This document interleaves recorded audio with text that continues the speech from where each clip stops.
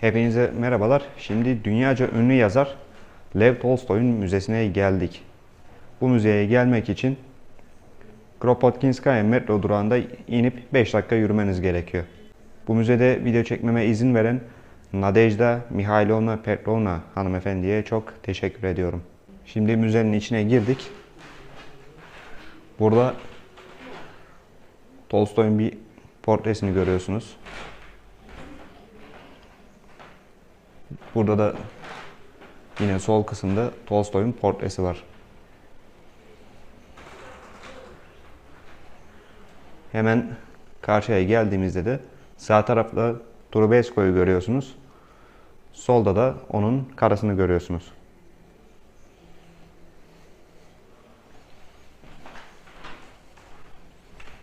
Burası da müzenin kültür etkinliklerini düzenlediği salon.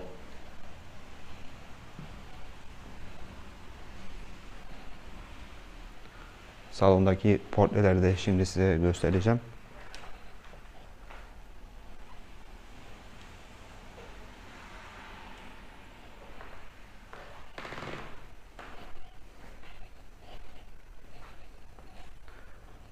Burada harika bir Tolstoy portresi var gerçekten.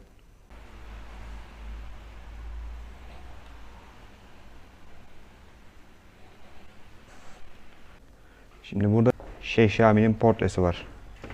Şimdi burada Tolstoy'un el yazısını görüyorsunuz.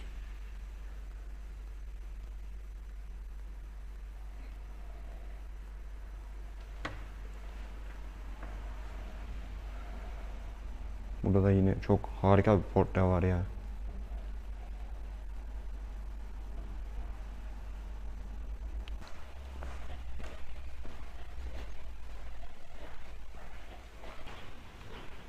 Şimdi bir diğer odaya geldik. Burada Tolstoy'un büstleri mevcut.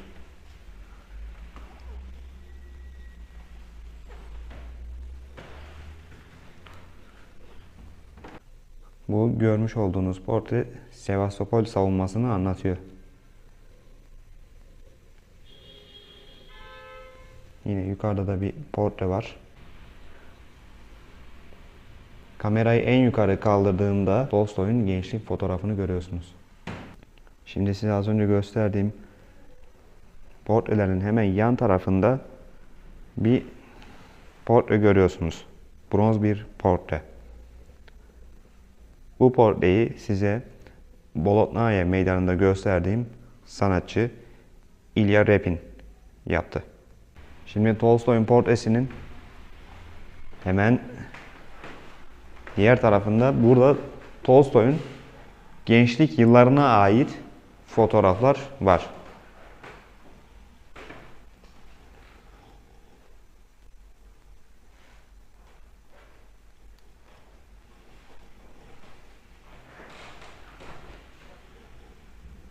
Bu görmüş olduğunuz Tolstoy'un evi en üstteki. Az önce size gösterdiğim portrenin hemen alt tarafında burada Tolstoy'un kendi elleriyle yazmış olduğu ilk şiiri görüyorsunuz.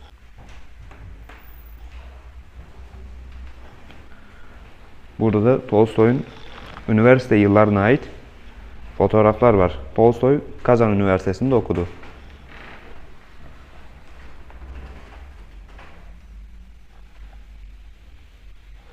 Ve Kazan Üniversitesi'nde okuduğu sırada resimde görmüş olduğunuz karısıyla tanıştı. Şimdi burada da bir tane kılıç görüyorsunuz. Tolstoy Osmanlı-Rus Savaşı'na katılmış birisi.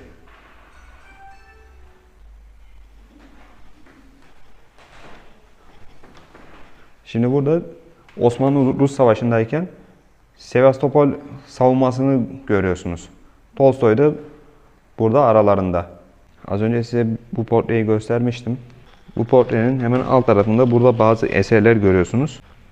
Bu görmüş olduğunuz yazarın almış olduğu madalya ve bir adet rozet. Peki yazar bunu niçin aldı? Hemen onu da söyleyeyim. Yazar Osmanlı-Rus Savaşı'na katıldı.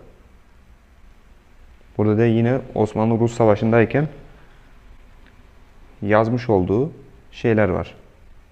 Bakın bu el yazısı bir mektup. Bu da aynı şekilde. Şimdi bir diğer odaya giriyoruz. Burada birçok portre var ama burada en önemli 2 tane portre var. Şimdi bunlardan bir tanesini görüyorsunuz. Bu portrede en üstte gördüğünüz kişi Mikhail Kutuzov. Hemen onun karşı tarafında sağ üstteki büyük portre Napolyon'un portresi. Şimdi biraz daha yakından göstereceğim size. Şimdi burada Napolyon'un portresini görüyorsunuz. Odanın girişinde hemen sağ tarafta yine Tolstoy'un portreleri var.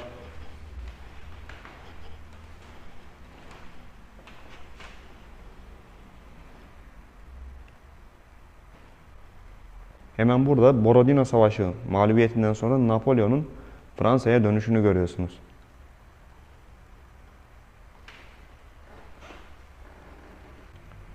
Yine çeşitli tabloları burada görmeniz mümkün.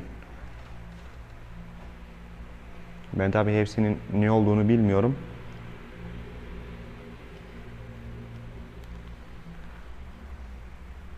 Şimdi buraya geldiğimizde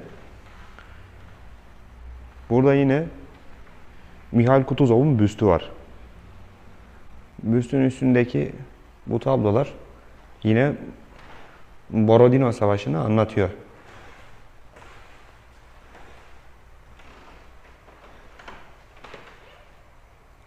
Şimdi size göstereceğim tablolarda Borodino Savaşı'nı anlatan tablolar. Bunlar çok yüksekte olduğu için haliyle onları size göstermem zor oluyor. Borodino Savaşı'nı anlatan portrelerin hemen alt tarafında da burada da çeşitli generallerin portreleri var.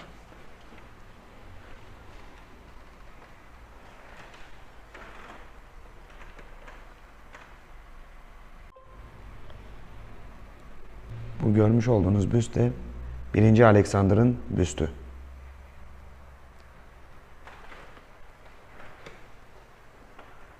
Bu arada saat çok güzelmiş ya.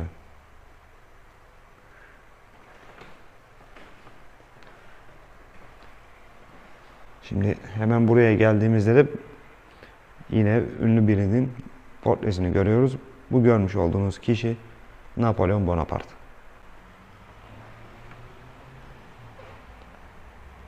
Şimdi burada görmüş olduğunuz portre Tolstoy'un Savaş ve Barış eserinden bir portre. Diğer portreler de aynı şekilde Savaş ve Barış eserinden.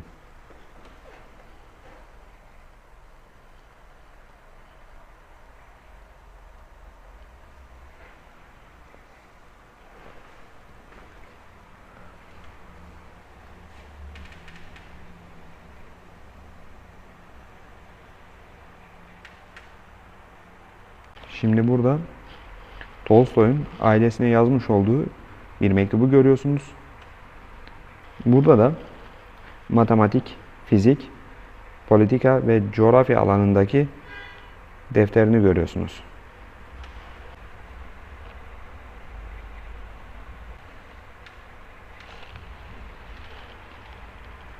Şimdi burada da Tolstoy'un yazısını görüyorsunuz. Daha doğrusu el yazısını görüyorsunuz ama bu el yazıları bilin bakalım hangi romana ait. Tabii ki Savaş ve Barış romanına ait.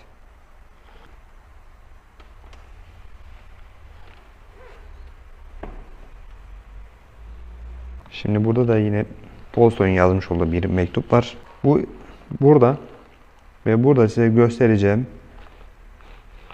2 tane el yazısı yine Savaş ve Barış romanına ait. Ancak bu el yazıları Borodino Savaşı'nı anlatıyor.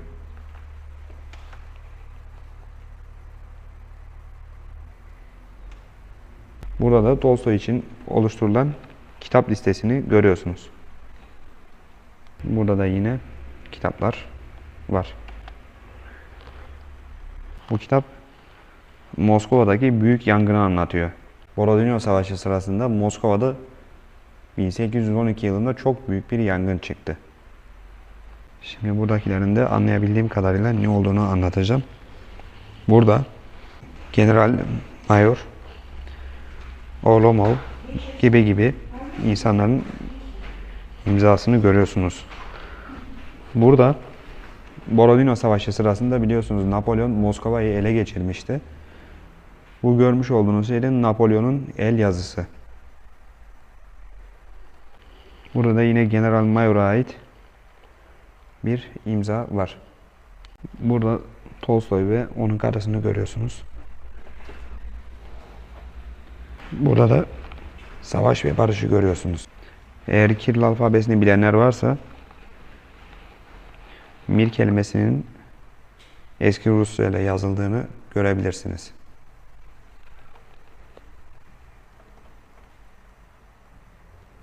Sovyetler Birliği kurulduktan sonra Rusya'nın alfabesi günümüzdeki halini aldı. Burada gördükleriniz de Savaş ve Barış eseri. Bu hariç.